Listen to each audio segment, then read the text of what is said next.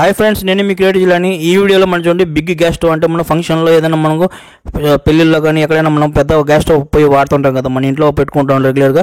ఇటువంటి గ్యాస్ పొయ్యిలో మనం చూడండి మనకు సిమ్లో పెడితే మనకు మీకు మంట ఆరిపోతా ఉంటే, లేదంటే సిమ్లో పెట్టినప్పుడు సరిగ్గా పనిచేయలేదంటే ఎలా రిపేర్ చేయాలి ఈ వీడియో చూపిస్తాను.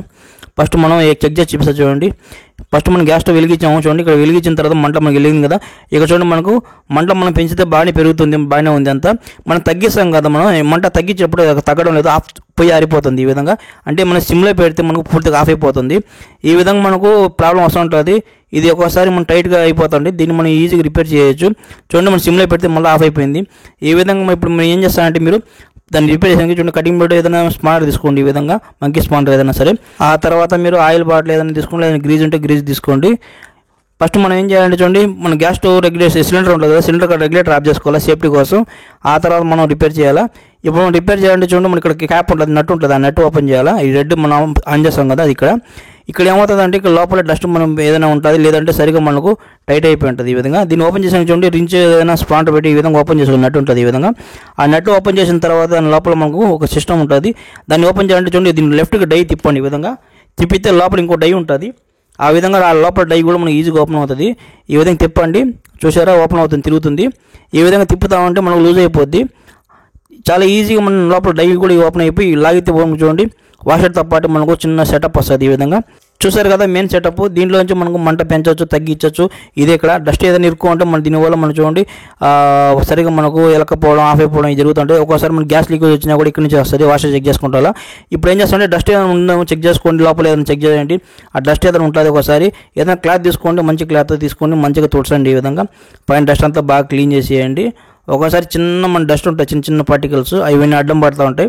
అందువల్ల మనకు ఇది సరిగ్గా తగ్గదు. అప్పుడప్పుడు ఈ విధంగా జరుగుతూ ఉంటుంది. లోపక్కన పై పక్కన మొత్తం మీరు క్లీన్ చేసుకోండి మన క్లాత్తో. ఆ తర్వాత క్లీన్ చేసిన తర్వాత మీ ఇంట్లో గ్రీజ్ అయినా గ్రీజ్ వాడచ్చు, లేదంటే మీరు ఆయిల్ ఏదైనా వాడచ్చు, మీ ఇంటి ఇష్టం. నేనైతే ఆయిల్ వాడతాను, గ్రీజ్ లేదు కాబట్టి. ఈ విధంగా ఆయిల్ కొద్దిగా వేసుకోండి, ఎందుకంటే ఇది ఫ్రీగా ఉంటుంది తిప్పేదానికి, ఆన్ చేసిన దానికి.